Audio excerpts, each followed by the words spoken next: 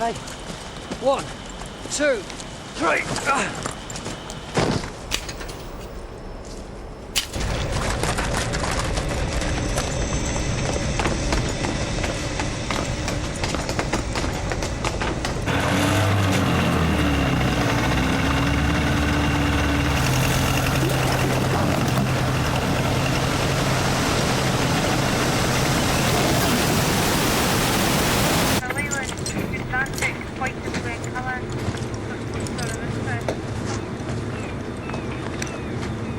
You okay? Yeah, fine.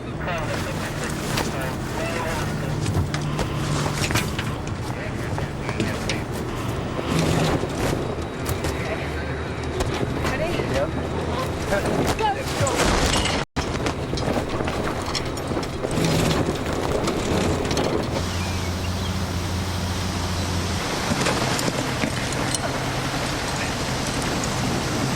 We're representatives of Manchester Students' Union and we're about to block your pipeline. I suggest you take the necessary precautions.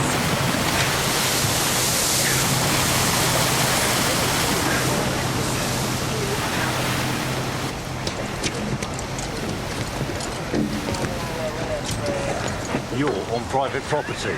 The effluent that you're releasing into this water is completely destroying the marine life. Look, you'll have to leave, mate.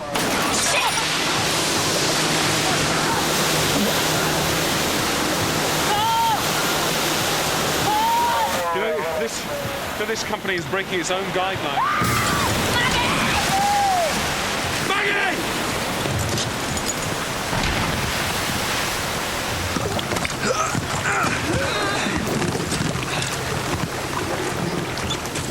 General, get her to her back.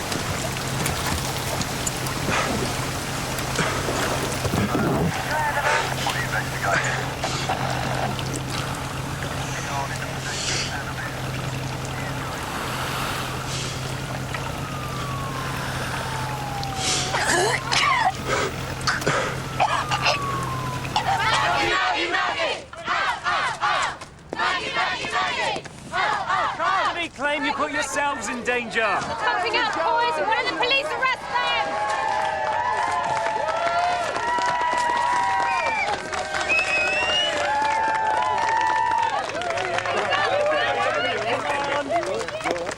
Come on. Give us a photo.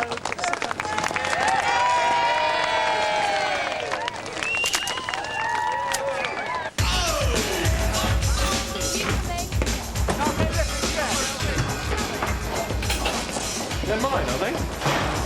Are they? See you, Judy. Bye.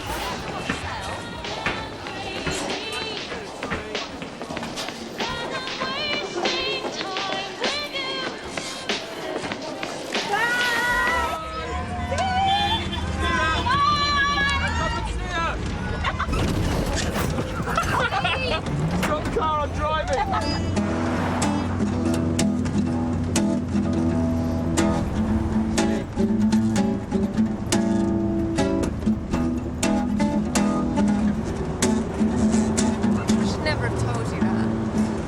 I haven't told anybody else. Your secret is safe. Sleeping bag? Yes, it is. I can't believe you brought the green sleeping bag. It's my trusty bag. Yeah, very trusty. There's an underground station here. Yeah, but that's irrelevant. Highgate Station. Why is that No, irrelevant? that's totally irrelevant. I think the point is what the point road is- is called, and I think it's called Archway Road. Cheeky. It is. Yeah, so But what it's did I say? Archway. It's strictly Archway. Go straight on. Get on. Get on. Please, just one. Just because. Because, no, because you've eaten half the box already. It's like, if we're going to have to last us a week, you know, we're all...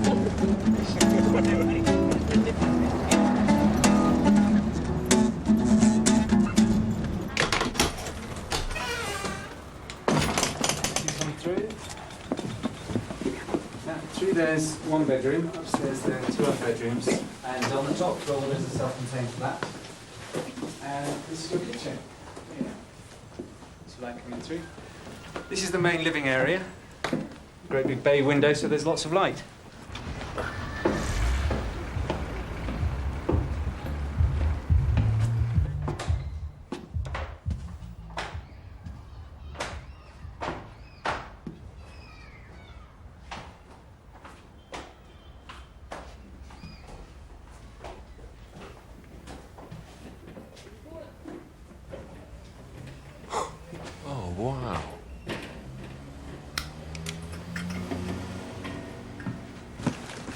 scaffolding.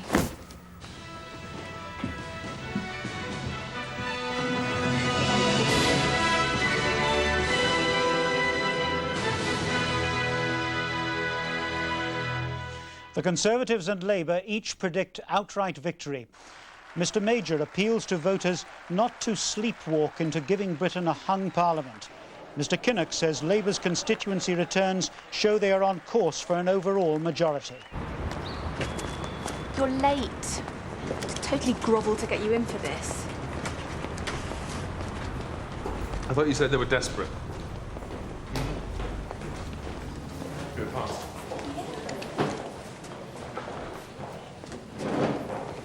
Is this where they do Blue Peter? Yes. Is it? Is it really? Wow.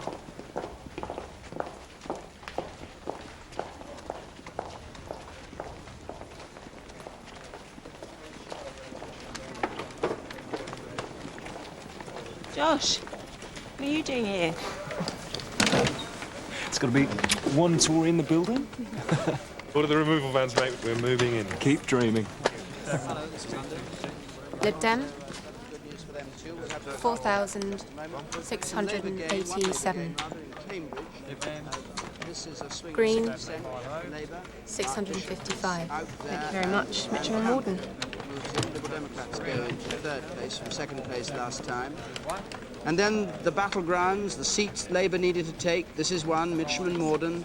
The prisons minister, Angela Rumbold, at the Home Office, holds on to that. Michael Ellison Foster, Liberal Democrat. 25,000.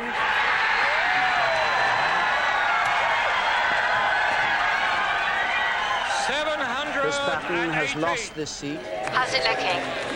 Pan has lost Bath. Jack Cunningham in Copeland listening. 433. We've now had 331 results in. I think we should have a look at how things are going. And this is how the state of the parties is. The Conservatives overall now down 16 only. Labour up 18 only. Remember, Labour needed to gain 94 seats to get an overall majority tonight. I naturally feel a strong sense of disappointment. Not for myself, for I am fortunate, very fortunate in my personal life. But I feel dismay, sorrow for so many people in our country who do not share this personal good fortune. They deserve better than they got on the 9th of April, 1992.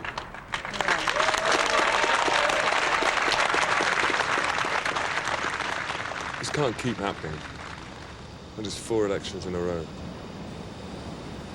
What have we got to do to get elected? Kinnock will go. It's the idea of him actually becoming Prime Minister. It doesn't play. It was all over when the Tories said we'd put up taxes. I think we should emigrate as a gesture of solidarity. That's the kind of country this is. We should withdraw our skills, make a statement. Small problem, no money. Hard luck, guys. Really thought you had us on the ropes this time. Piss off. Got Downing Street, what more do you want?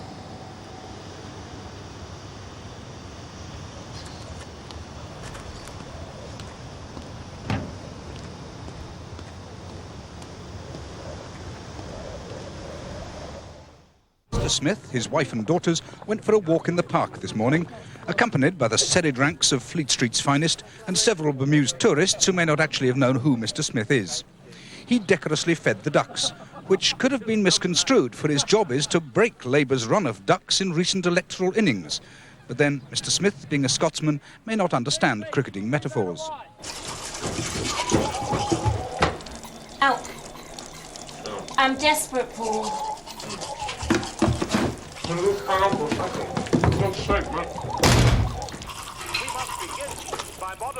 Oh, it's such a disgusting habit. Look, you get the basin, Maggie gets the stars, I get the room the grandmother died in. Why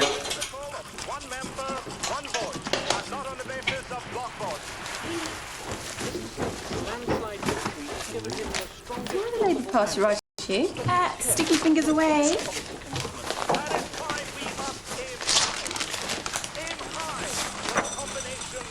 Press officer? Well, the party's got to change. I'm going to be in there doing my bit.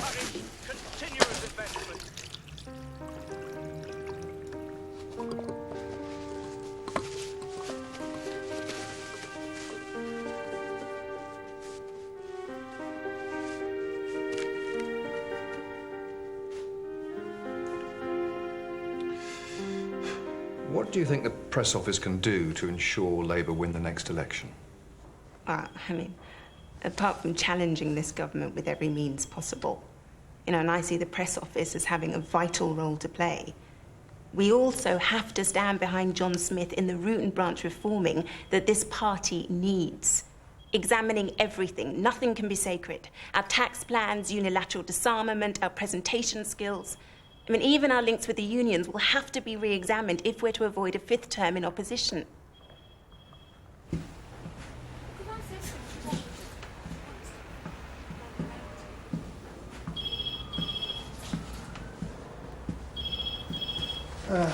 Paul Tibenham. We lost this last election because people believed what the Tories said about Labour and taxes. They didn't trust us. So I think the press office has a huge role to play in educating the public to believe that we can handle the economy. What about the party's relationship with the unions? Well, the unions have always had an important role in running the party. They are the reason it exists. I don't think that should change.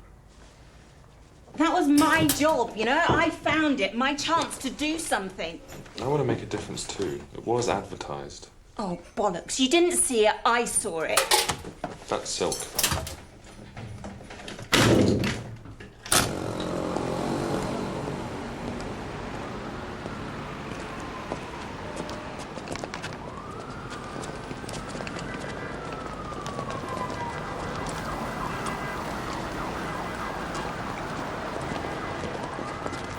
Someone put rat poison in his egg sandwich.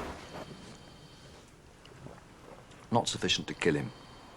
He's having his stomach pumped as a precaution. Who wrote this newsletter? It's been approved, Stanley. You don't think it should have at least some news from this country? A few ideas about how we're going to win the next election? What's all this crap about Pinochet and human rights? Since when have our core votes been Chilean? Paul, this is Stanley Hall. Hi. Hi. You're going to be helping him out with his focus groups. I thought I was going to be working for the press office. Come on, it's all been arranged.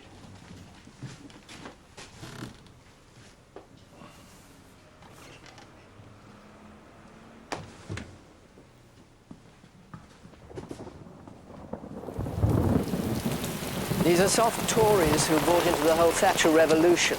Now it's unravelled for them, so they're potential switches. Oh. Do they know we're from Labour? Of course not. I left my filofax in the car.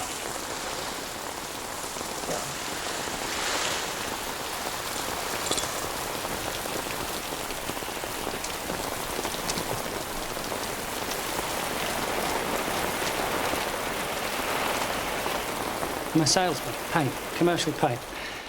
See my order book fall by 36%. Well, work on commission. It's taken a real hammering. Would you put that down to interest rates? Totally. So would you say you were disappointed in Major and Lamont in the way the Tories have handled the economy? I'd say a lot more than that, but there are ladies present. Well, we'll take that as a yes. Crime's out of control. Got young kids getting away with murder, literally. People who suffer are the people who live next door to these thugs. Tony Blair believes persistent offenders should be punished quickly and severely. Tony who? Tony Blair, the Labour Shadow Home Secretary. Major needs to sort things out, definitely. If he can't, then this Tony Blair has the right idea. We used to live on an estate run by a Labour council. You could tell that Labour was on the side of the criminal. Yeah, OK. But I've heard Tony Blair. I don't trust him. He's too smooth. So maybe we could hear from other members of the group. My husband lost his job. He didn't start mugging old ladies. Maybe your husband should come here and speak for himself. Meanwhile, people who are here can't get a word in. Jenny. I think hanging should be brought back. I really do. Absolutely right. Better organise her haircut. Don't give me funny looks. Don't want them thinking I'm some sort of sociology lecturer. Who cuts your hair? Just find somebody. It's Stanley. Very well. Excellent. It actually bore out what I've been telling you. My concern over our tax and spend image is right on the nail. Yes, they certainly responded to the idea that Labour were going to get tougher on crime. They feel betrayed. Yes. No, one of them said Major needs to sort this out, and if he can't, then this Tony Blair has the right idea. No, they all knew who you were. Well, then, it's very kind of you to say so. I feel a bit like a voice in the wilderness with John. You always land on your feet, don't you? Well, sitting in a room listening to Tory defectors. Most people are truly frightening.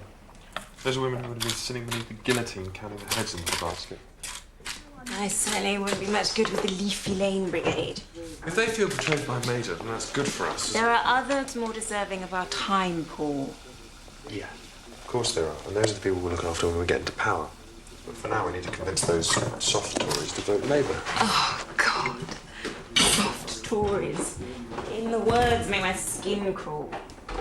Enough! It's got to be better than those night shifts last week. Hey, you know, you're right. I deserve better. But some of us have decided to get paying jobs. I can't help it if I'm too idealistic for a paying job. Trish and I are off. We're making kedgeree. Lovely. See ya. Sash, fash. It's a different girl every week. Anyway, it's a political act being on benefits. It means the government pays me to work for the opposition. As volunteers, we can pay your travel expenses.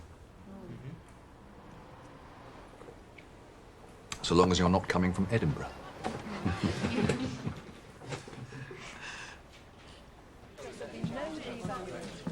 Labour has demanded the recall of Parliament. In France, the Maastricht referendum campaign and President Mitterrand's illness producing a sympathy factor. The continuing sterling crisis finally forced the government to increase interest rates this morning. The 2% rise has so far failed to protect sterling. The building societies warn mortgages may rise by the weekend. The building industry says it's disastrous. The Chancellor, Norman Lamont, said he hoped interest rates would fall as soon as tensions eased. Jesus, how much does this cost? Leader John Smith said the rise showed the complete failure of Treasury policy and demanded... Haven't we met? The by-election in Wales, it was a dinner with Glenys. No, that wasn't me. I've just started. Paul Tibbenham. I'm working with Stanley. Richard Loach. I'm part of Gordon's prawn cocktail offensive, finessing business into bed with Labour. Yeah, could you make sure your front page points out this is a Tory devaluation? Their dick isn't safe in their hands, let alone the economy. Yeah, try this. The Conservative Party have lost all claim to economic competence and credibility. All these things have happened as a result of colossal errors of judgment for which the Chancellor must now accept responsibility. Maybe the Prime Minister as well as the Chancellor. Hang on a minute. That's a good idea. Most people in the market would have thought that interest rates up 2% has very little effect. God, I can feel that petard going right up Lamont's arse. A unique day in London's financial markets ended with the Chancellor announcing that the pound was being suspended from the ERM and that the second of two dramatic interest rate rises during the day was, after all, cancelled. Today has been an extremely difficult and turbulent day. They have betrayed people on their promise of recovery, on their promise they would stay in the exchange rate mechanism, on their promise that interest rates would not rise. All these things have happened as a result of colossal errors of judgment for which the Prime Minister, as well as the Chancellor, must now accept responsibility. Went travelling for a few months, and then I came back and ended up doing some financial journalism. At this point, I decided that Labour was never going to win another election, and I'd done my bit for the party. I'd actually been offered a job with Rothschilds when the phone rang, and it was Gordon offering me a job. Gordon. Maggie! Maggie! What a Tory cock-up. The economy is in ruins. You are drunk. I forgot my keys. Richard, this is Maggie. Richard's a prawn cocktail. This is Maggie. This is Ren. This is Richard. Ren works for the BBC. Hi. Hi. No, I think we should go inside. Come on.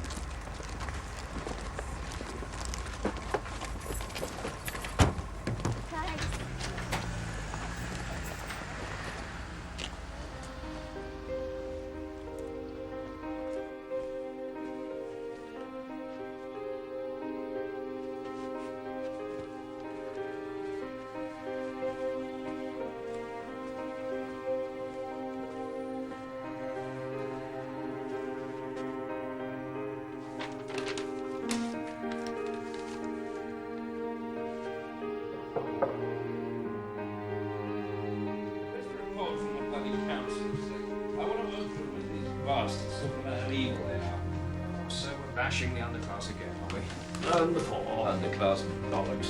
These people are innately evil and they make other people's lives a misery. That is such shit. Don't be a Nazi, Neville. If I were a Nazi, these council estates and the rats that infest them will be the first to go. Oh, so the poor are rats now? I'm the only person in this room who knows what being poor is about. No bathroom, ounce toilet. Sounds like that place I rented in Tuscany, full of rural charm.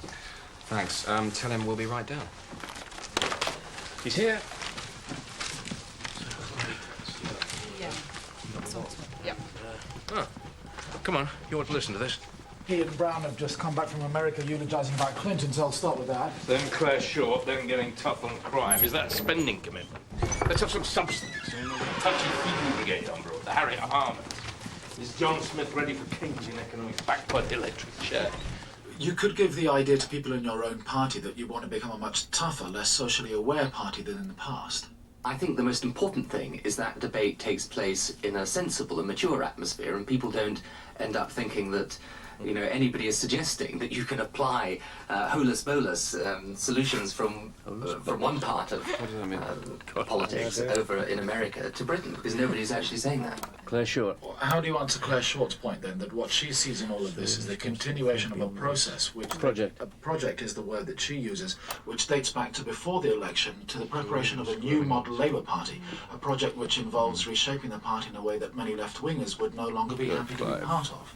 Well, I don't think that that is happening at all, and I think actually Claire herself was saying quite rightly that the Labour Party, of course, had to change and modernise the application of its principles, but it should not forfeit those principles or turn its back on those values at all, and I don't think that anyone is suggesting that. To your new job. And I thought we were arrogant.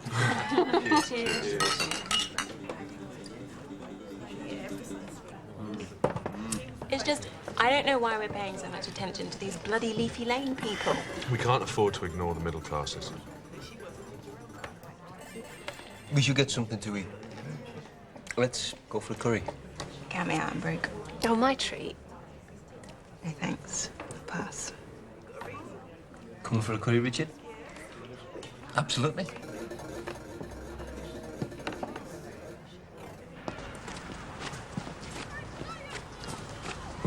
You don't have to babysit me. I'm not. Just not in the mood for a curry. You okay? They're attacking my son. Oi!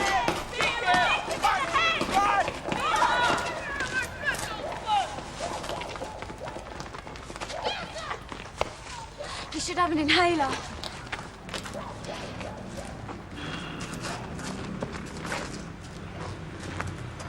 Here. He's got asthma. When he gets scared, his nose gets blocked. Sweetheart. You all right, mate? Take that. I'll go and call an ambulance, shall I? Mom. Oh, they stole my phone. His dad gave him a mobile phone. Come on. Come on, let me get... You all right? Yeah? I had a mobile phone. And I left it on the roof of a car. And I had to ring my own number and go around and see the old lady who'd found it. I felt like a complete idiot.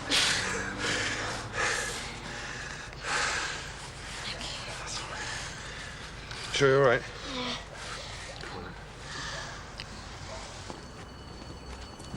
You don't even have a mobile phone. I'd like one.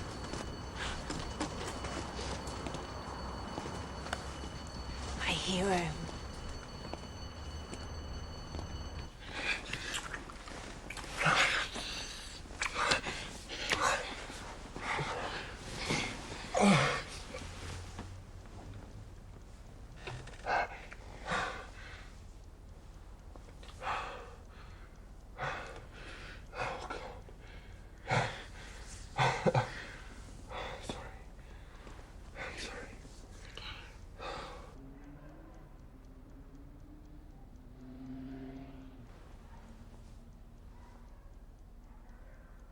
You know, I've never had sex under a Labour government. It's definitely something to aim for.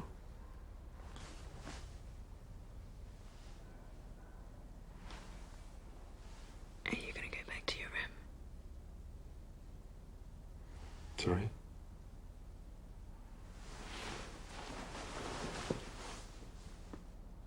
I think you should go back to your own bed.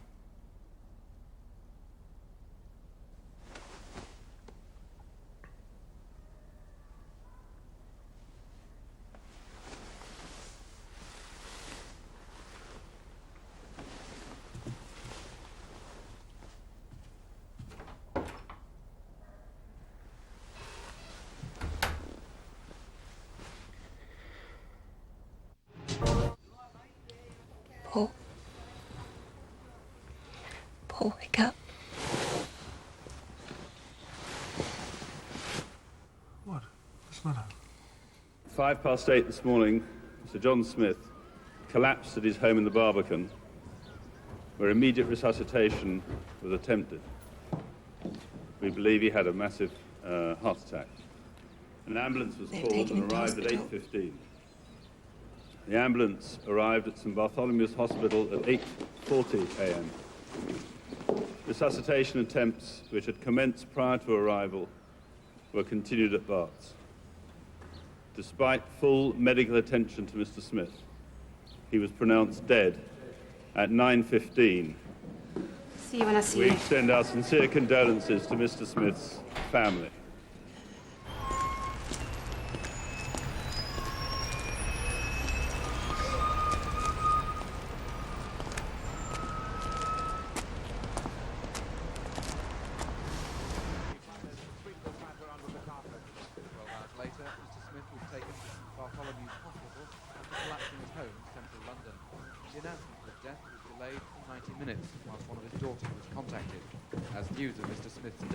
Known at Westminster, there was immense shock among MPs, colleagues, former colleagues, political opponents and friends.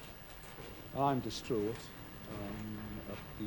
Can't believe he's dead. No, terrible.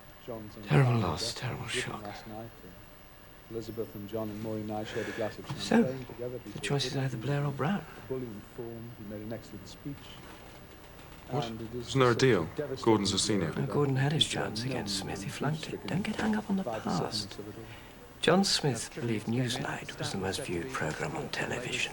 We were sleepwalking towards oblivion. Now we're getting a second chance. Anyway, Gordon's soul is too dark. How's Gordon taking the loss? Devastate everyone who knew him. If there's anything we can do. You have this extraordinary combination of strength and authority and humour and humanity. The death of Labour's leader, as his eulogist said, put politics into perspective.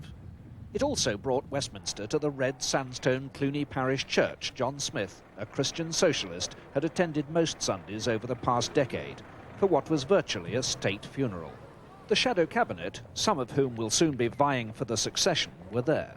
So were MPs of all faiths and parties, and Labour's former leaders. Oh my God.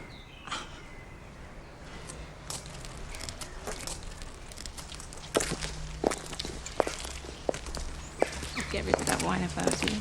It's cost £4.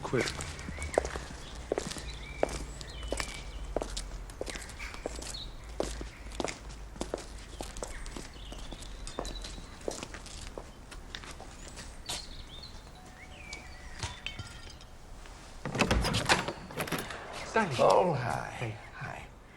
Hi. This is Maggie Dunn, one of George's volunteers. Hi. Hi.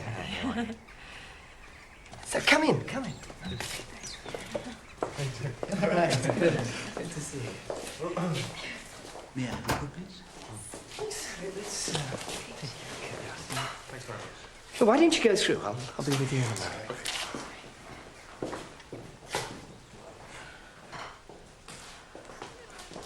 The results of the election for leader of the Labour Party are as follows. For Margaret Beckett, 18.9%. For Tony Blair, 57%. For John Prescott, 24.1%. I therefore declare that Tony Blair is elected leader of the Labour Party.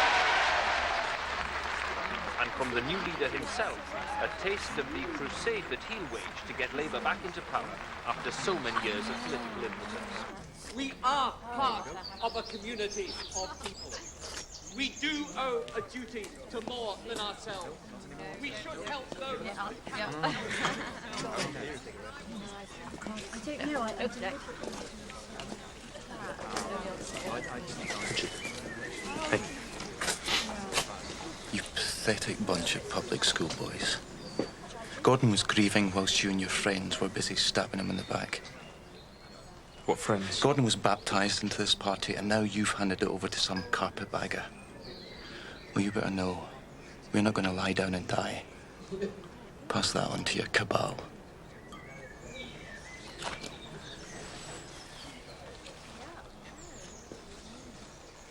The two men had made an unofficial pact that they wouldn't fight each other for the Labour leadership whenever the chance came. But until 2 years ago, it was generally assumed that Mr. Blair would be the one to bow out, not Mr. Brown. Still, it's been Mr. Blair's reputation Can I introduce Maggie. Maggie Dunn. Josh! What are you doing here? Known Stanley for years. You look wonderful. Thank you. What are you doing? Working for the party. Snap. Obviously not the same party. Do you two know each other? No, Maggie's an old friend from university days. Charles, have you met Maggie? She's, one of yours. Good to meet you, Maggie. Hi. Now that Blair's in the big chair, what's Claire's future? What future? She's a dangerous radical. She believes in using the tax system to help the poor and improve public services. What do you think, Maggie? I'm not sure you can teach an old dog new tricks. Talking about socialists, can we expect to see Peter Mandelson back from political Siberia? Oh, I'm sure no stone will be left unturned to find him. So, what's Blair's first move? Rid us of Clause 4, all that Workers Unite crap. No. His first move would be to make his peace with Murdoch. I would have thought it would be to make his peace with Gordon. Well, I can now reveal that my groups wanted Tony to win. Hardly surprising. You were talking to Tories, Stanley.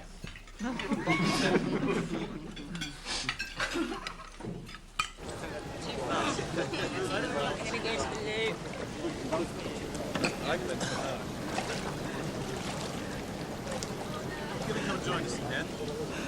Deborah.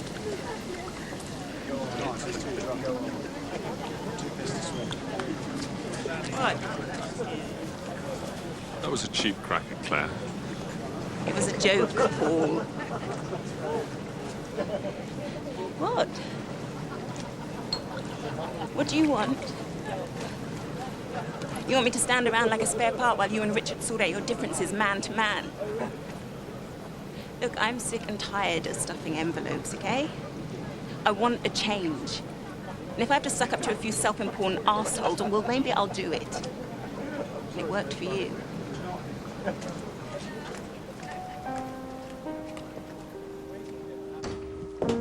Morning, George.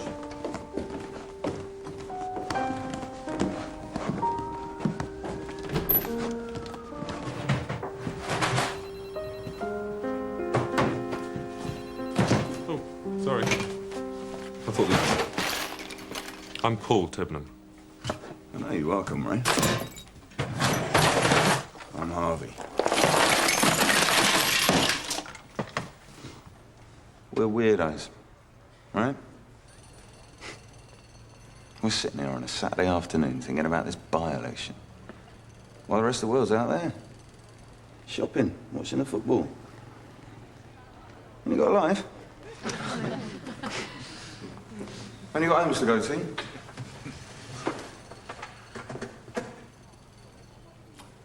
My hero is Norman Tebbit. Not because of his policies, which I detest, but because he instinctively knows how to connect with voters. Not the 2% that watch Newsnight, but real people. People who have no interest in politics at all. He sold them Thatcher, for God's sake. We should respect that. If the Tories came knocking on your door, What could they say that would persuade you to vote for him? Nothing. Right. So forget converting the nation. There's 32% of the electorate that's always going to vote Tory, whatever bribes you offer them. Don't waste your time on them. Forget our 28%, they're voting for you already. You have got to carpet bomb the miserable 40% in the middle that read the Sun and the Mail. Yeah, this is Tony Prendergast from the Daily Mail. You tell me what street your candidate's in this fine morning. Here we go. Pull up there.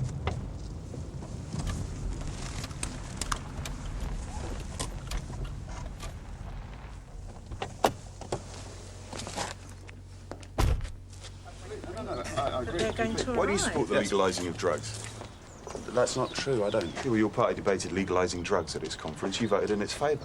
That was legalising cannabis. Well, you also had a candidate in Winchester who voted in support of drugs, and he was deselected. You should resign. He withdrew. This is the party that is high on tax and soft on drugs. Ask him about the £2 million deficit in the local council, run by Liberals.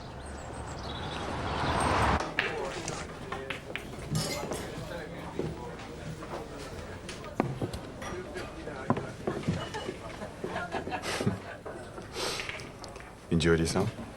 Yeah.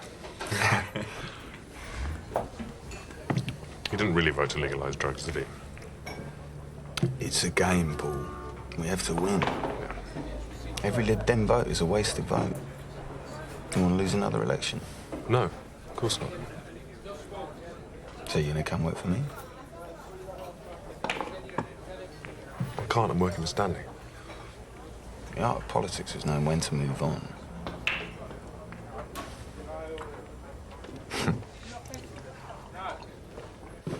How smart is a conference in the evenings? I'm taking quite smart. Leave it, you two are going to conference, so I have to stay here. Well, ask Stanley to take you. Oh, Stanley? What am I, a child? Anyway, he won't. I'm just there to arrange his bloody haircuts. Anyway, you two be careful. These things can get really wild. Well, they're paying me to be an organiser, so it's going to get very wild indeed. Makes a change from licking envelopes. I intend to repay them both. There's no point. All I ask It's the prehistoric. is a chance to serve. And at the time of the next election, there will be just 1,000 days until the new millennium. 1,000 days to prepare for 1,000 years. God, who wrote that? It sounds like a 1,000-year Reich. Hello, Stanley's phone. I ask Yeah, I'll just get in. Hang on.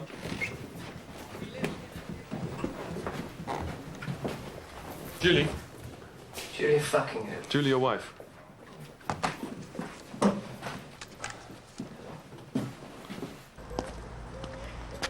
It's the man with a kiss alive. Hello. Hiya.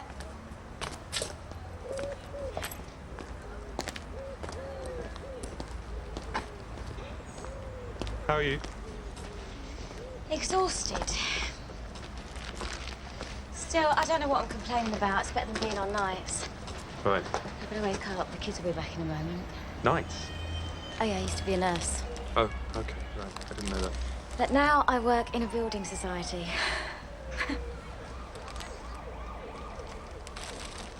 Got some flowers. They're from my ex-husband. Oh, my God. Yeah, well, that's me. Never do things by half.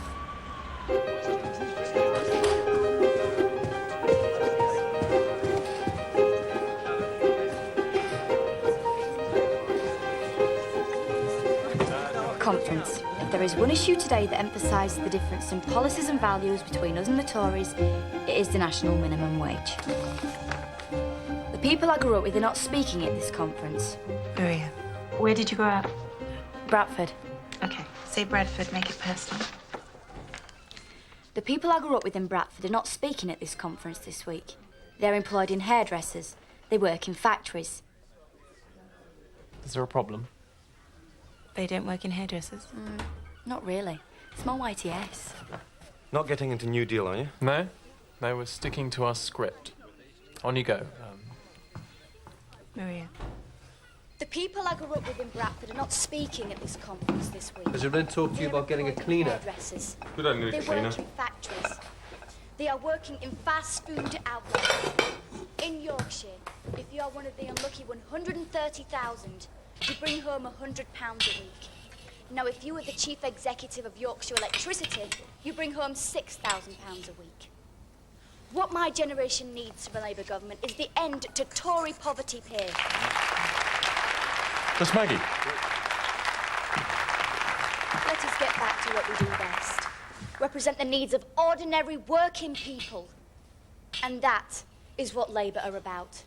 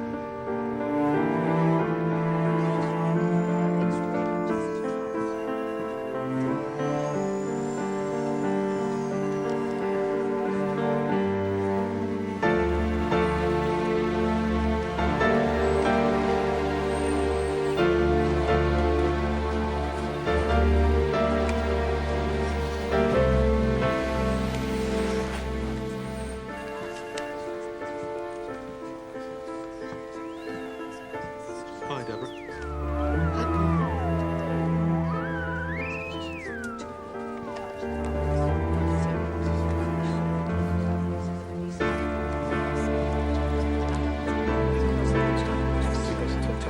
Jenny Jones, we've got Stephen Twig running against Paul Hillary in Enfield, and Una King in Bethnal Green and Bow. Yeah. Is that office still open? Dump your stuff over there.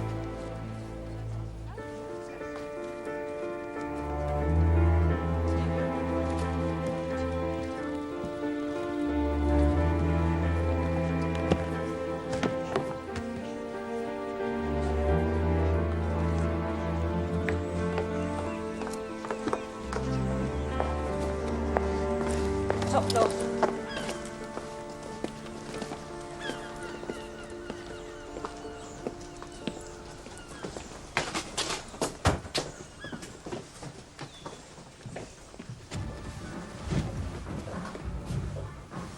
No, I've already been holding on. We have fax machines and computers and there's nowhere to plug them in. Well then, can I speak to the manager, please? There's only one power plug in the whole room.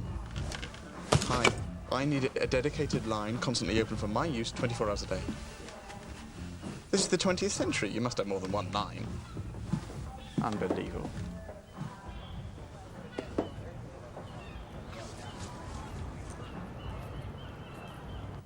When a famous American bank robber is asked why he robbed banks, he replied, because that's where the money is. Well, Labour have worked out that pension funds are where your money is. Which is why they've become so keen on giving the state or trade unions control over pension funds. And New Labour would also bankrupt the state pension scheme. They promised to let everyone draw their state pension 5 years earlier than Parliament has decided. That would cost a crippling £50 billion. That's 8 pence a year.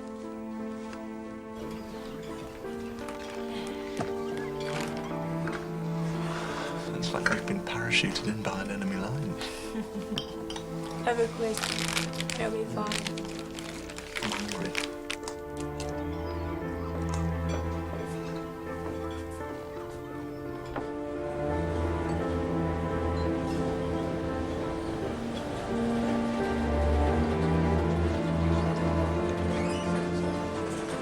Hi, Bournemouth Courier.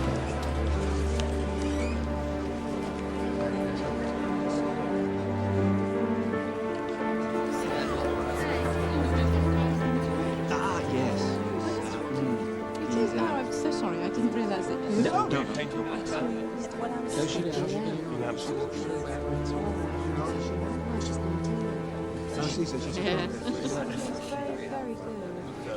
think it's perfectly odious. I heard you got the fire brigade to top up the swimming pool during the drought. I think you'll find that's just one of those urban myths. Not at all. I had it from an unimpeachable source. We share the same gardener. Good gardener. Bournemouth Courier. Go away. Or what? You'll call security. I suppose it might make a diary piece, if you can make it stand up. The Fire Brigade's union's quite right-wing. He might get lucky. He's not a minister for nothing, though. He knows how to protect himself. What if I track down the gardener?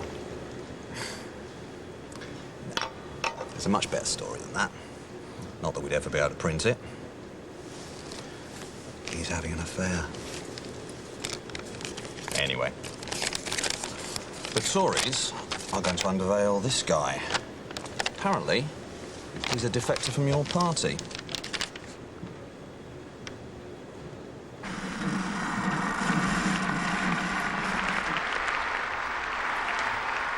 Hi there, Liz Paul.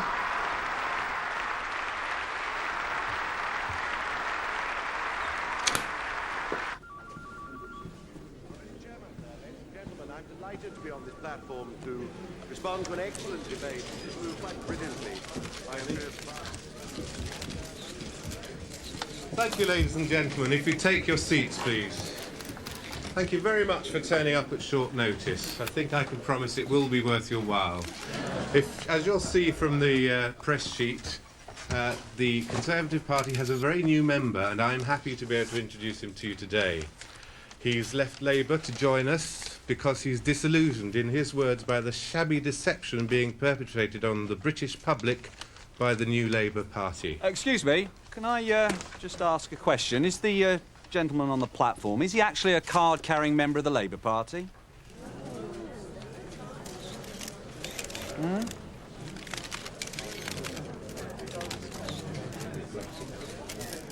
a feeling of confidence and a prosperous future, a sense of working in a successful enterprise economy. Last year in Blackpool, I tried my hand... Yeah, got those facts and page numbers for you. Where have you been? Working. We've all been working, Paul. You know, this really pisses me off. You jump on board at the last minute and hijack everything. This is not a one-man operation. And lower You inflation. want me to throw those numbers away, then?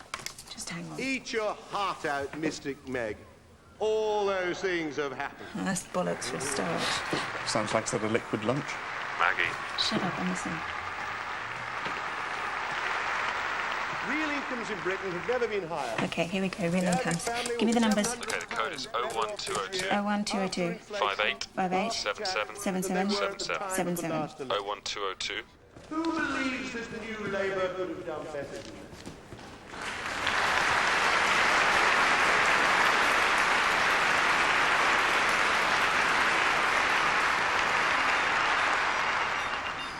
Unemployment fallen by nearly 900,000. Who believes New Labour could have done better than that? We're enjoying the longest run of low inflation for 50 years. Longest run of low inflation. Mortgage rates for 30 years. Is there a person in his or her right mind who believes that New Labour could sustain that?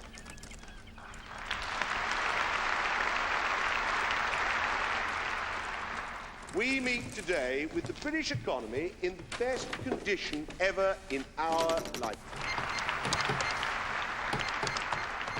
Britain is leading the European economy as never before. We already have a lower rate of unemployment and a lower tax burden than any of our major European competitors. And we are going to do better. That is the message for the future of the next election. The Prime Minister's boldest promise is being delivered. Britain is becoming the enterprise centre of Europe. Ours is the modern enterprise model that others follow. Hi, it's Lindsay. Hey. I've tried, but I can't get a reply. It's probably taken them for a burger. OK, right. I can come on my own if you like. That would be great. It'd be fantastic. I'd like.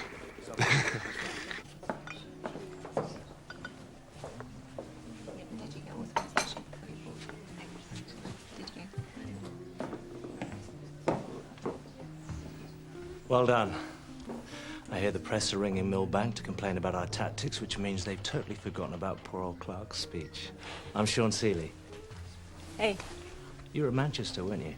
Tried to cap that pipe. Can I buy you a drink when you're back in London? Oh, you can buy me a drink now if you want. I'm a bit tied up at the moment. I'm looking for someone to organise some activist weekends. Parties full of dead wood. We need to find out who we can trust, put them under pressure, see who's still standing at the end. Are you interested? First time I saw you, you were completely pissed. Never. On your front steps. A bottle of champagne. I thought, what a wanker. Well, I lost my keys. Yeah, and it was 2 bottles, actually.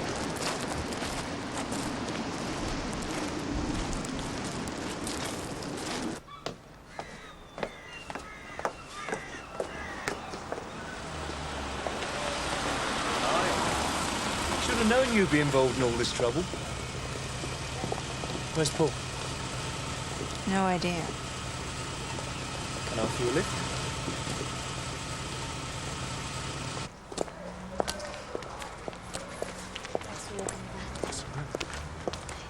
Nice brother seats. It's just this one.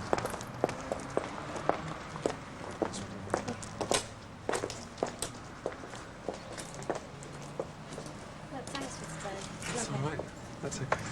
I'll see you. See you.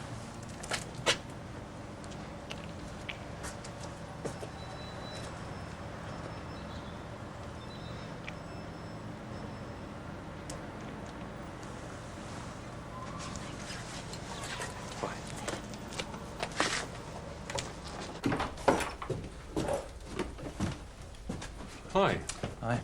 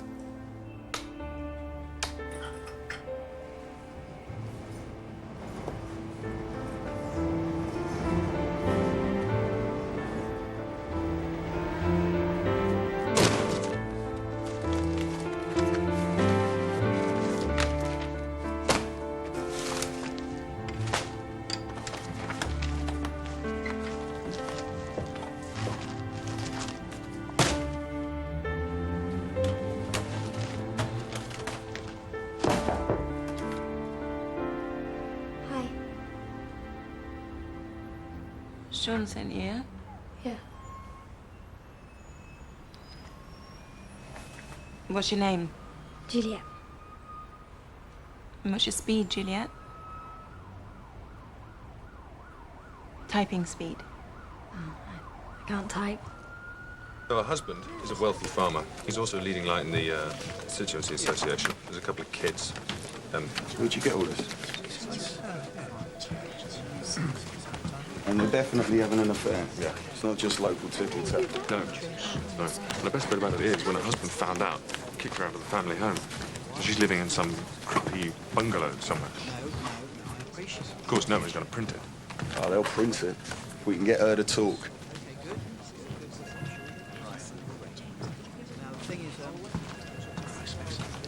You seen this? What?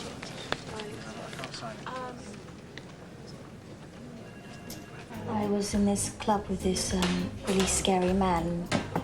Sean rescued me. He smuggled me out the club and let me stay at his flat. So I want to work in the fashion industry, and Sean says that he can help me. Well, that was nice of him. Look, the thing is, Juliet, if you're going to hang around the office, you've got to pull your weight. Is it true? Is it true you and Josh at Bournemouth? Is what true?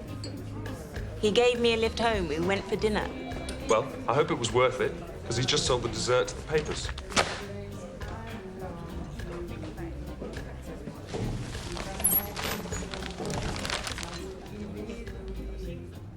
I don't know how they got hold of the story, but it wasn't me. I wouldn't do that to you, I swear to God.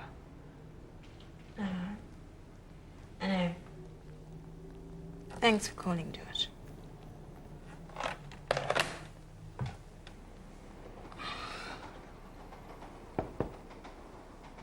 Don't suppose it looks good shagging a Tory. So, what's this work you want me to do then? Wow. Who owns this place? Some trade union.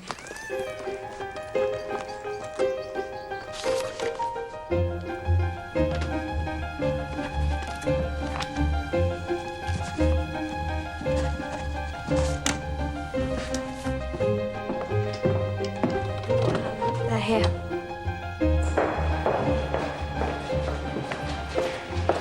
Stanley, thank you for coming. It's really good of you to spare the time. No, it's a pleasure. So, where should we sit up? If you're writing or delivering a speech, doesn't matter if it's only very short, it has to be focused. Now, here you see Kinnock. Getting them going, but he rambles. There's no focus. Whereas, Blair, just the way he stands. The eye contact. It instills confidence. It's what you say, though. I mean, Sheffield. Kinnock was an inspiration. He spoke from the heart. Blair? Oh, really? There's another point of view that believes that rally was a total fucking disaster and cost us the election. We're all right! We're all right! We're all right! We better get some talking done here, serious talking. Right. You're all members of the new Labour cabinet. But there's a crisis, and tough decisions will have to be made. Now, this exercise will help you understand how decisions which may seem superficially puzzling are reached. You'll be able to go back and, when the time comes, explain these decisions to others in your constituency. Now, I'm Prime Minister for the day, and Richard, who's a member of Gordon's team, has agreed to be his master's voice. One point worth remembering. Some of you will lose your jobs if this crisis is not resolved quickly. Nurses are demanding a 5% pay rise. They have the support of the Daily Mail. The government must take control and outline their position by 3 o'clock this afternoon.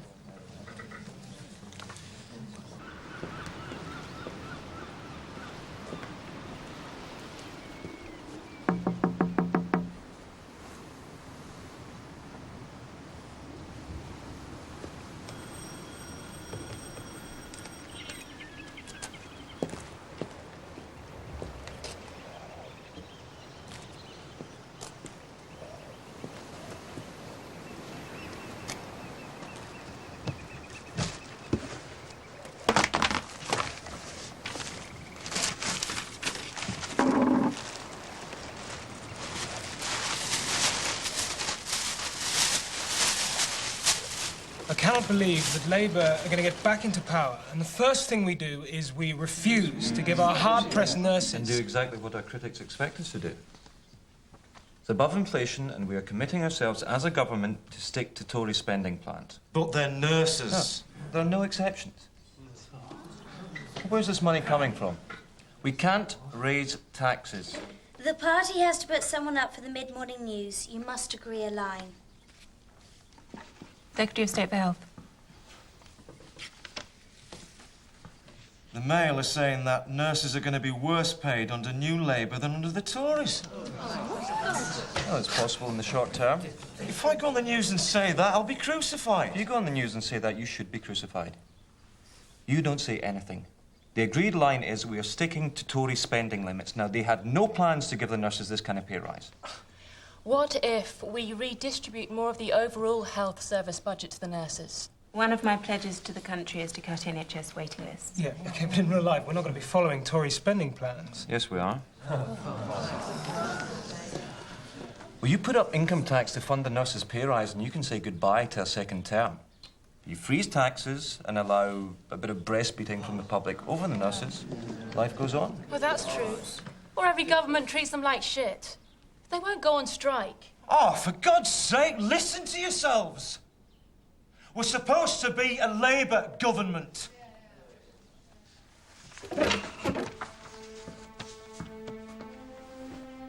Stay strong, don't cave in. This is what we'll face once we're in government.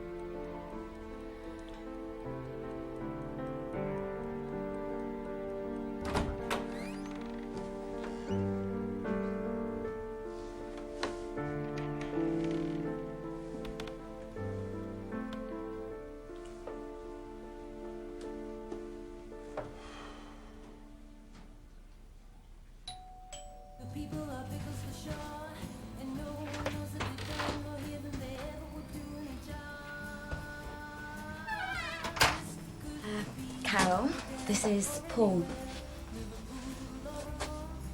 Paul works for the Labour Party. Bit late for canvassing, isn't it?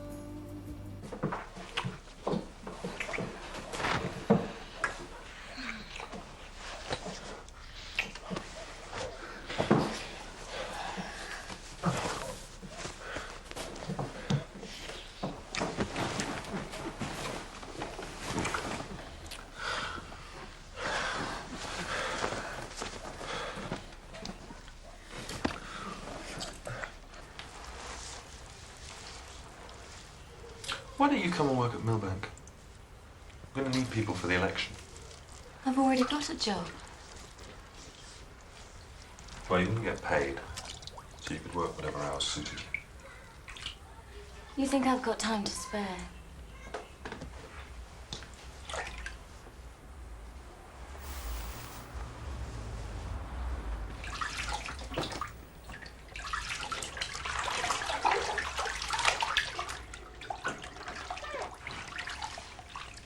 Anyway, what would I do? You've all been to university. You're all so clever. No. No. Some of us are very stupid.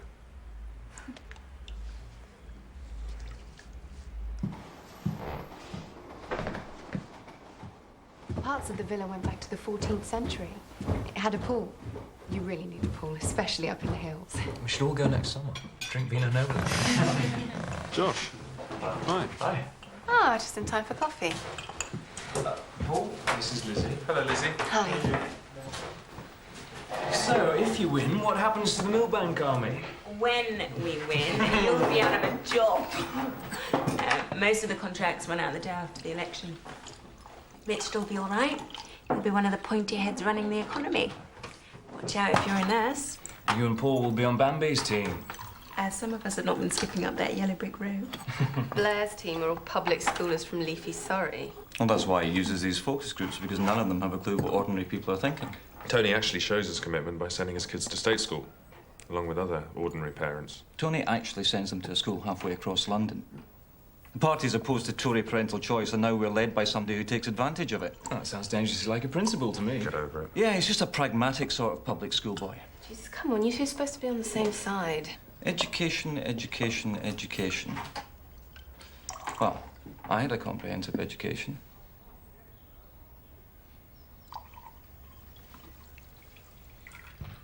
That was my parents' decision. I hated that school. Does it matter which school you went to? It's what you do with your life, isn't it? Yeah, I mean, look at us. We're all educated, but the hours we work, we're paid less than we get at McDonald's. McDonald's supplies a lot of valuable jobs. Don't worry, Alistair. He's definitely on message. Big Gordon McNo-life. He called Richard at 4 o'clock this morning. Oh, you should try working for Gummer and Hogg. And Major. Major's our major problem. You know, I was interviewed by this terribly bright young girl, some, project. What was it? You were obviously just ogling her tits. Well, obviously. She wanted to know the negatives for both Tory and Labour. So I told her. Major's our major negative because he's seen as such a wimp. Jesus, that was brave, Josh. Where was she from? Oh, some school, Barnes High School. What was her name? Eminently shaggable. Claire. Claire, A-level student. Something or other.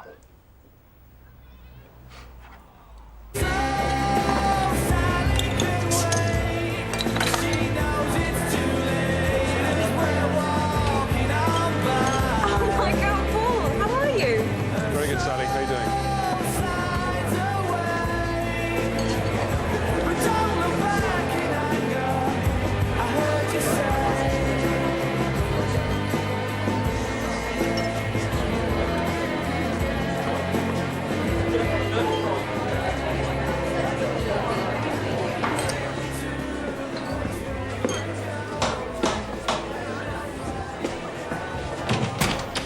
Hi, sorry to bother you. Are you Josh Salmon? Sorry, what? Are you Josh Salmon? No, I'm not. Well, look, is he in there?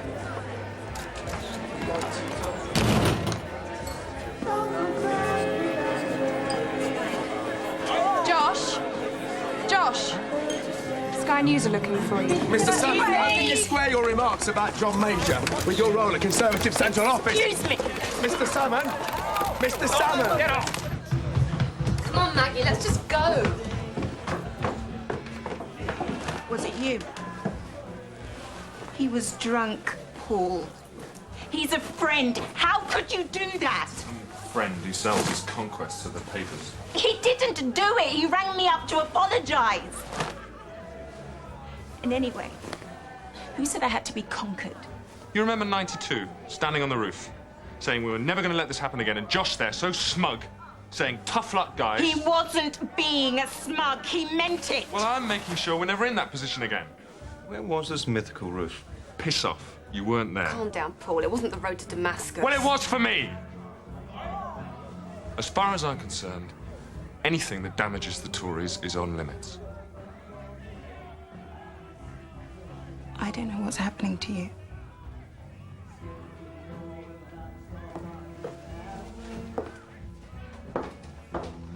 You think has had the greatest impact on events in 1996. We want your nominations, in other words, for the Today Personality of the Year. The choice is, of course, entirely up to you. It could be a politician, somebody who leads the world in a particular field, or indeed a member of the public who's done something that you feel to be extraordinary. Question time will be coming from Liverpool, so we just wanted to make sure you knew so members could apply for tickets.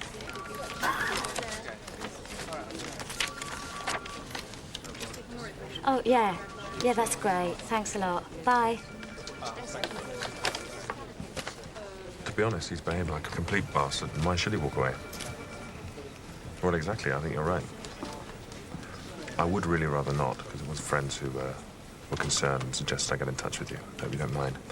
But if you could just persuade her to talk to us, we really are only interested in bringing the minister to account. The rest is absolutely private. Yeah, well, that would be... Thank you. I really appreciate that. Thank you. Bye.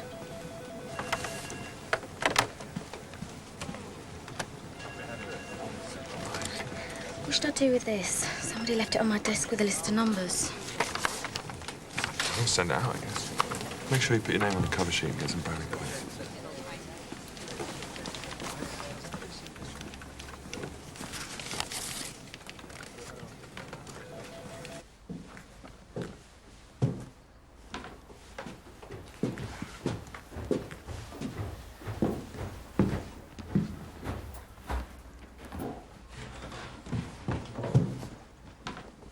Where are you going?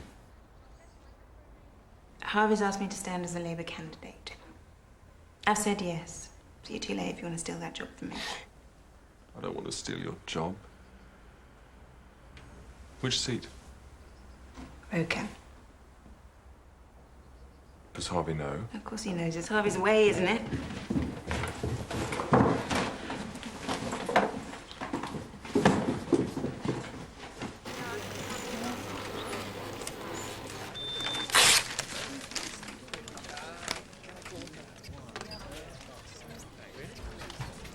Oh, it ran. Just be one sec.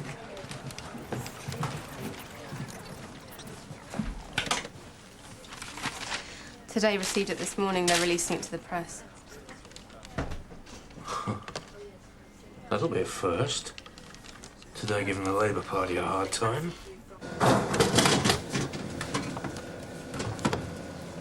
We're waiting for the call, but we think she's agreed to meet. She's not very happy about the idea. Give me a time and place. I'll be there with my kid gloves. Yep. Can you talk? Sure. We're about to transmit a piece saying Millbank sent out a fax urging Labour Party supporters to vote for Tony Blair in the Today poll. Can you warn Paul it's got Lindsay's name on it? Gotta go.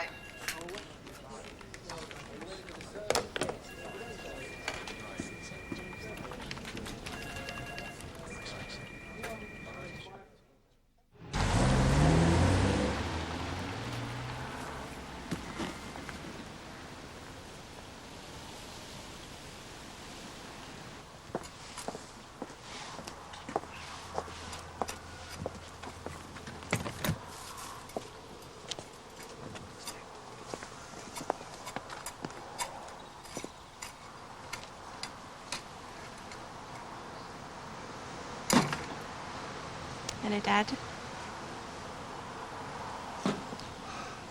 Where's your parachute? I'm not being parachuted in. According to Bob Farmer. And he's lived here man and boy.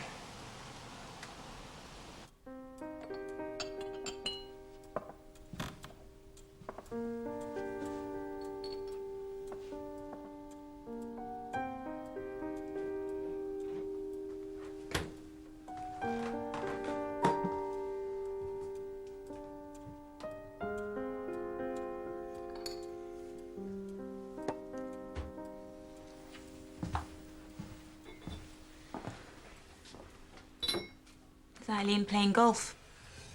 Every afternoon, rain or shine. Where are you staying? I haven't got anything sorted yet. Well, you can stay here, if it suits. Until I get myself sorted.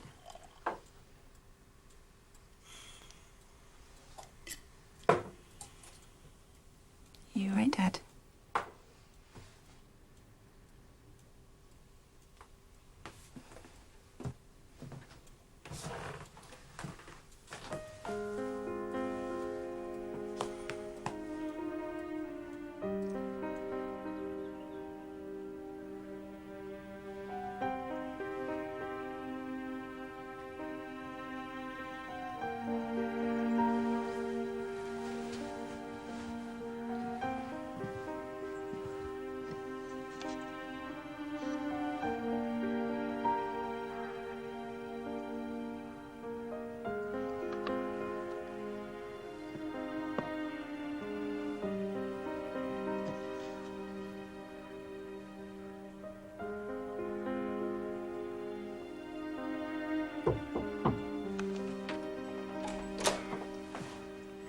Eileen?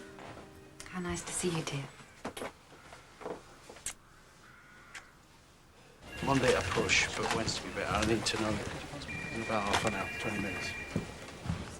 Earlier today, it was announced that Tony Blair has been disqualified by the BBC from the Radio 4 Today programme's Personality of the Year ballot. The BBC have closed written nominations for Mr. Blair after the discovery of what is described as an organised attempt to distort the result of the competition in Mr. Blair's favour.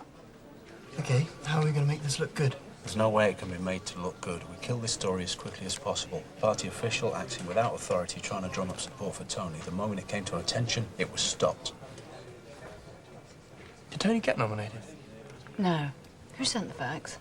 Lindsay. She's a volunteer. Well, let's talk to her. She's gone home. She works for a building society. That's good. It's honest.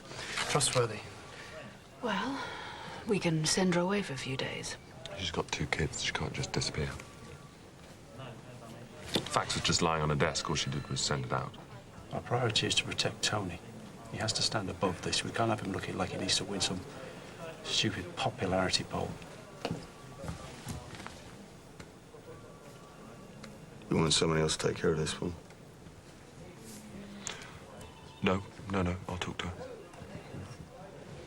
Good.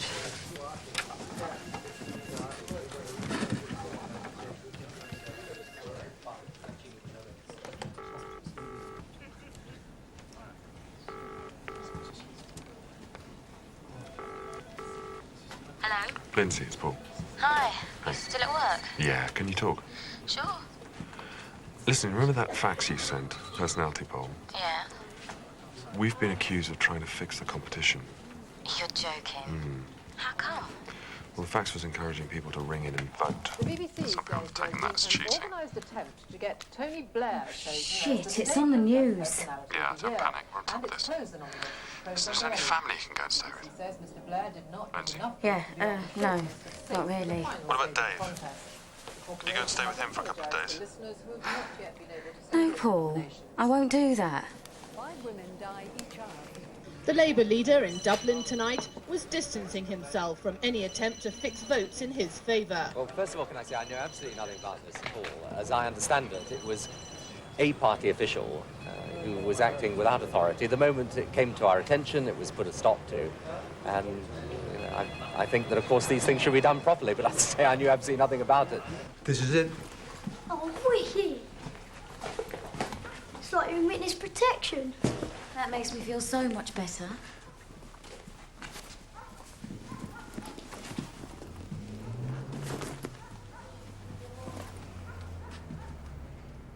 A memo was faxed to members of staff. Awful. It Look at my reminded hair. colleagues that nominations for the competition had opened and urged them to play their part. It set out the address for nominations and added helpfully, alternatively, they can be faxed, though preferably not on fax machines which identify the sender as the Labour Party.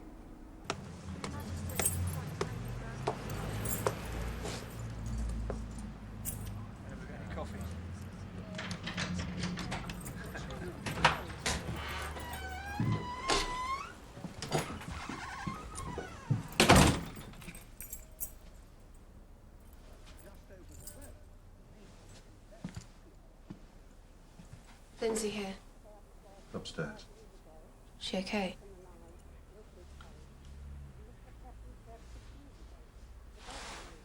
Jesus, this is a thanks. I went out on a limb for you. Yeah. Right, what limb was that exactly? I warned you. Warn me what? I rang Richard. What did you tell him? Oh, he fucked me. Fuck you. He didn't warn me. Jesus Christ.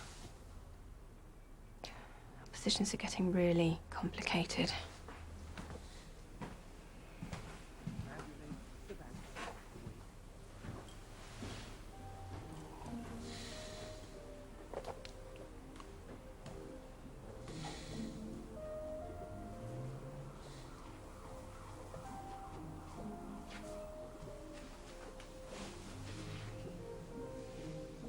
I'm sorry. It's not your fault.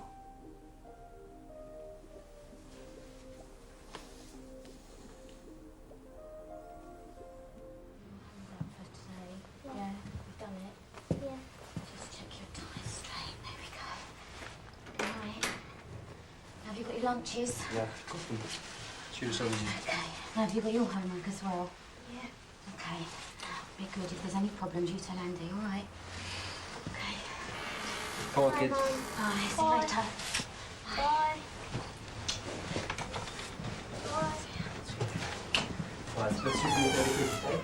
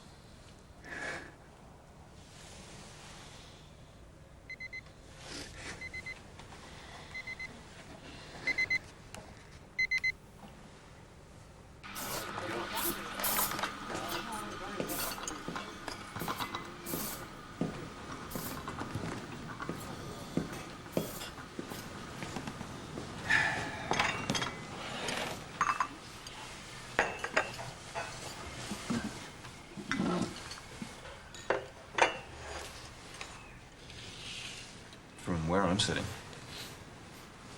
your life is ruined. He's still there, sitting in government. With your help, we can bring him down. I don't know how you found me. You have friends. All my friends wouldn't have given you my name. I have to say your friends judge you quite harshly. Sleeping with a married man, cabinet minister. I like to think there was a little more to it than that. If the tabloids get hold of it, you're just the middle-aged mistress of a cabinet minister whose husband threw her out of the family home. And if I give you what you want, I'll be seen as sad and bitter. You'll get revenge. I know I can't win. You're not the only one he's having an affair with. You know that, don't you? The others were younger. Has he played fair by you? Was it 2 kids you had? Of course, you don't see them out with their dad. I can't say it's been a pleasure meeting you, gentlemen. Heavy price to pay? No. From comfortable farmhouse to little bungalow by the sea, living alone.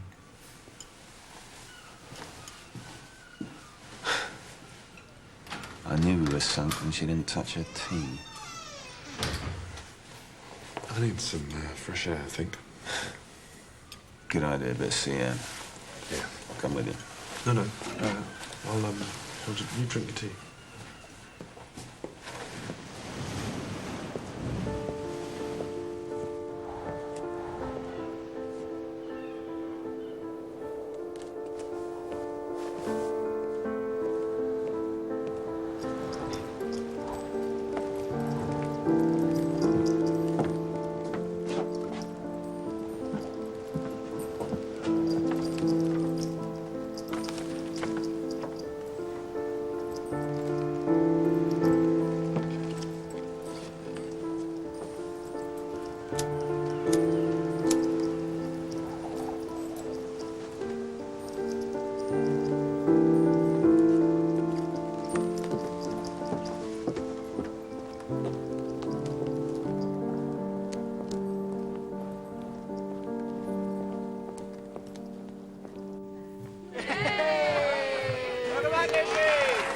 Did you know about this? Maybe. How?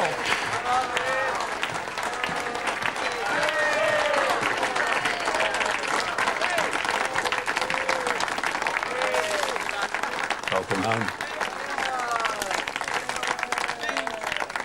You'll know all this, of course, but here's a list of words your friends at Millbank are keen for you to incorporate into your speech. What words? Strong, opportunity, challenge. This is never going to work. I was a bit crazy the last few months I was living here. People have short memories. Not here. I live in a small village a couple of miles And there is an Asian family who have moved into the village. Thanks to their valiant efforts, we still have a post office and a general store. Rather than being a threat to the culture of my village, they're helping to keep it alive. But if 100 Asian families decided to settle in my village, well, I can only imagine the effect that would have on our way of life. And if one protests, you risk being described as an ignorant racist by the party of my friend, the Labour candidate, whose eventful youth here in Roker many of us remember, and who now joins us direct from Labour HQ. He'll never do it. I promise you, he'll never do it. Look, let's stand. He won't. He will not buy into that, I promise. The electorate has to take you on trust because there are so many parts of your plans that are not yet clear.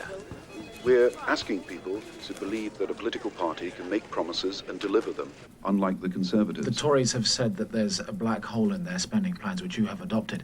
In 1998 to 99, the money to be raised by privatisation receipts is £1.5 billion. These are not yet specified. If you don't raise money from privatisations of your own as Chancellor, there will be a £1.5 billion gap, won't there? Yes, but the Conservatives have not told us where the gap is to be filled. The national air traffic system would raise about £500 million. Would you privatise that? Well, we've said that we'll look at this. The fact of the matter, however, is that couldn't raise £1.5 billion. But you haven't ruled out from the way that you say this that the air traffic system might have to be privatised. Of course I haven't ruled that out, and I say you've got to make a judgment as to whether the revenues you lose are outweighed by the capital returns that you get. Was emphatic in rejecting one of the other ideas which Labour now says it's considering, privatising the National Air Traffic Control System. Let me warn the Transport Secretary. Labour will do everything we can to block this sell-off. Our air is not for sale. Andrew Smith at the conference. Dub it off. We'll run it as part of the package. There's more. In February, he wrote to an air traffic controller assuring him that Labour was completely opposed to any idea of privatisation. The guy even stuck the letter up on the notice board to boost morale. Well, put in a bid. If they won't put him up, we'll empty chair them.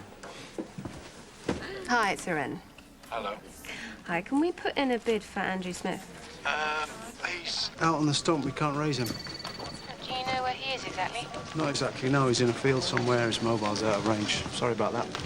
Like I'm going to tell you, bitch. It's good. Edgy. Says New Labour's the patriotic party. The Sun are trying to get a picture before it goes out. They've got private detectives working their way through the Bulldog Association. Did we lead that? Unprepared for the challenge. You better go bring him in. Peter Mandelson's called a press conference for 11 a.m. Keep the pot boiling. Explain the thinking behind it. Actually, perhaps someone could explain it to me. We're using a dog that everyone associates with right-wing racist thugs. Just when our need is at its greatest, a new voice. What kind of message is that sending? The women in my group's like this. They've been saying for months we're not radical enough, passionate enough. We need to show Tony reclaiming the flag for Labour. Did you hear that? To airbrush out his testicles? In the same way he has galvanised his party over the last 3 years. Bob White. Why are you leading with air traffic control? We're leading with air traffic control because yesterday on our programme, Gordon Brown went back on a clear conference pledge not to privatise it. No one else is running with this. This isn't the story. Well, as far as we're concerned, it is the story. This is Neville's agenda. The story is that pensions will be abolished during a Tory fifth term. No one cares about air traffic control. Everybody needs a pension. Do you want to put Mr. Prescott up for interview? How do they know, 3 hours before the programme, what we're going to be leading with? They must be accessing our running order. You know what this place is like. It's years before people lose their login names. Maybe they got hold of one and they're logging onto our system. You can't do that from outside the building. They're protesting in the strongest possible terms. Now, they want you to do a press conference. Can I ask you a question? Are you or have you ever been a member of the National Front? Of course I'm not. It's what they might ask you because of Fitz. Because he's a bulldog. My advice? I'd say you're not interested in politics. I'm not. I registered Fitz in a dog acting agency. Why did you use a bulldog?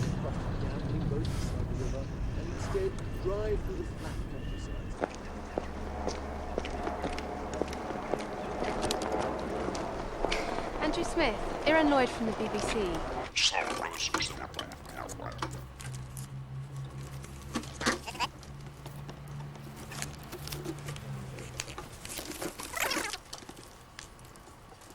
Labour will do everything we can to block this sell-off. Our air is not for sale.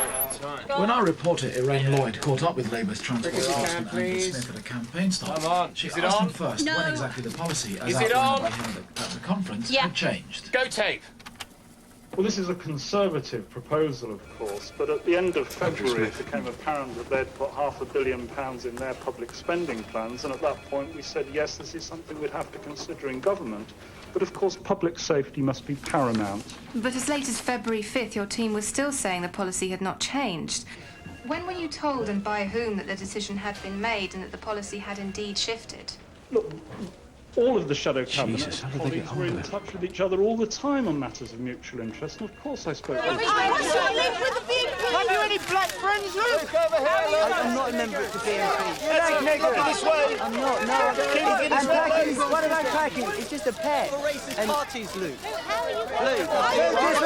Parties, are you BNP? One more. National Front March. John Prescott has just said on ITN there's no policy of directly wanting to privatise anything. Well, I did hear this interview, and for those of our listeners who didn't hear this, what he actually said was Labour has no plans to privatise anything.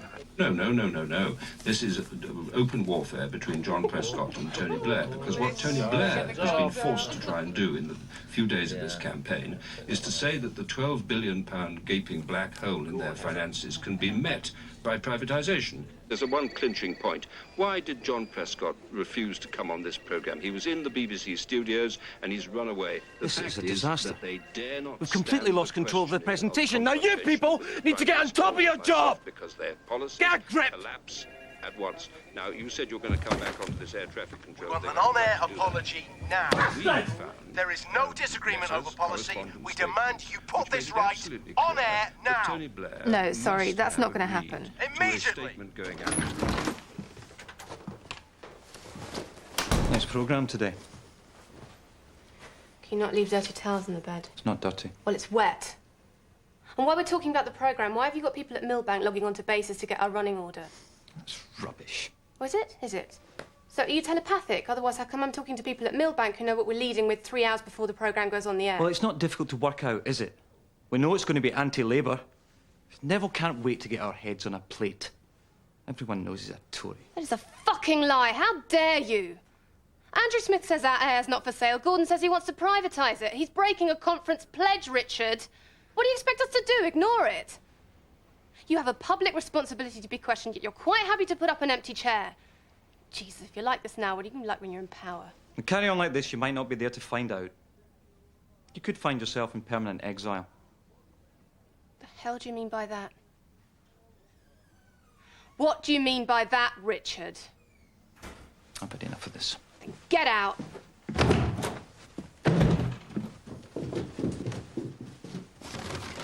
That was a hell of a thing you did to us today. I thought you were on our side. You talk about some epiphany on a roof. The party you're so busy creating bears no relation to the Labour Party we tried to get elected.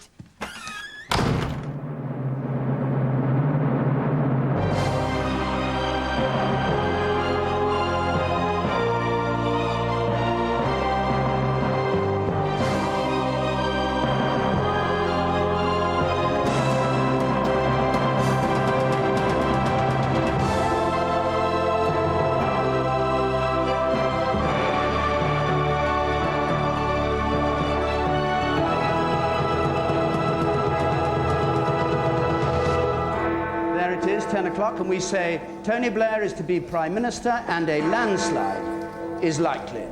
And reaction from Sedgefield already down there on the right in the Labour Club, all applauding there. Conservative Party headquarters, rather more sombre scenes. So here are the details. Tony Blair to be Prime Minister, and this is why. Labour, 47%. The Conservatives, 29% according to our exit poll. And this is the swing, the key figure we're waiting for, an 11% swing from Conservative to Labour, and that broadly confirms what our exit poll was telling us. We're in line for a Labour landslide. This is the first of 18 years of Conservative rule are going to come to an end. War room. We sat there, we watched telly for months. That's all we did. Oh, we did. Rapid rebuttal, that's where we got them. Let's push this boat out, mate. Yes, we will. Who knows? I know. I see that. Right. One nation politic. Don't be long. I won't. Now, Britain will be governed in the interests of all its citizens and not just in the interests of the fortunate. This result has set Britain on course for a brighter future. We will look back on May the 1st, 1997, as the day education became Britain's first priority, as the day we started a real attack on unemployment, and as the day the NHS was saved.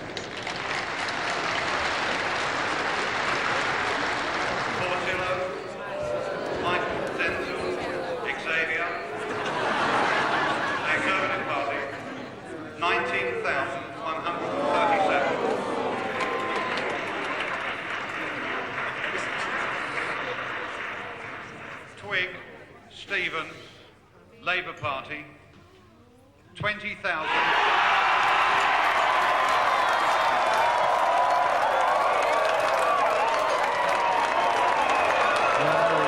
Look at the face of Gillian Shepherd listening to these results coming through, watching the screen, and John Redwood welcoming. Michael Fitterlow has lost the seat. Labour celebrates at the Festival Hall. This is a fantastic opportunity that the voters of Roker have given me. It is a tremendous challenge, but I can promise you, we have been elected as New Labour, and we will govern as New Labour.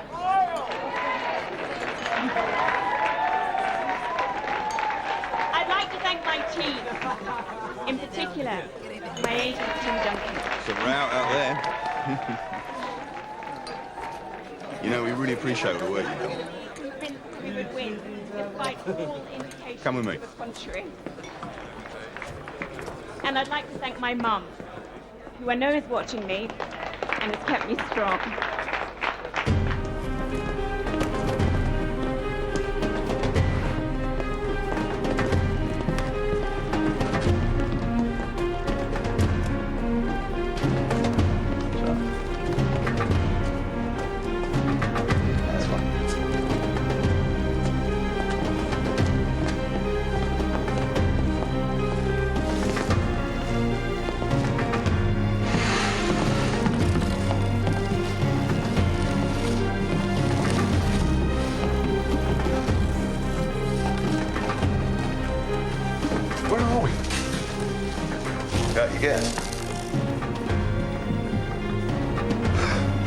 This is the nearest the English get to a revolution.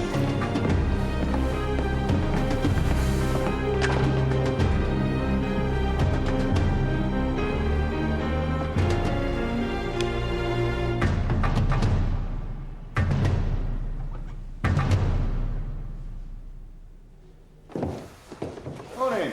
Peter, I'm sorry I interrupted you at the end of an era. I don't even think it's in the circus, but here we go anyway. Here's the statuary in 1979 meeting Bruce Callaghan, beginning the 18 years of Conservative rule. He did it again, remember, with that huge majority of 144 in 83. Rifkin, go on. Tillo. Basildon falls on a 15% swing. We're looking at a Labour majority of over 160 seats. What do we do now with one? We're going to transform this country. That's all changed. The era of Conservative rule is over. There's Mr. Blair with the most convincing majority. 187, a record Labour majority. Any other majority in the war. He's got a larger lead over the Conservatives than any Labour party had before. And the Tories are way down there with the first share of the vote since 1833. It's a staggering Labour victory and the end of an era of British history. Thank you very much, Peter. Well, there's the result. Hey. Oh, Listen, congratulations. I wish you were here to celebrate with me. I'm losing my voice now. Listen, you'll never guess where I am. What? Guess where I am. This is a terrible line, but they won't let me out. I'm in Downing Street. That's fantastic, Paul. Listen, I have to go. I'll see you in government.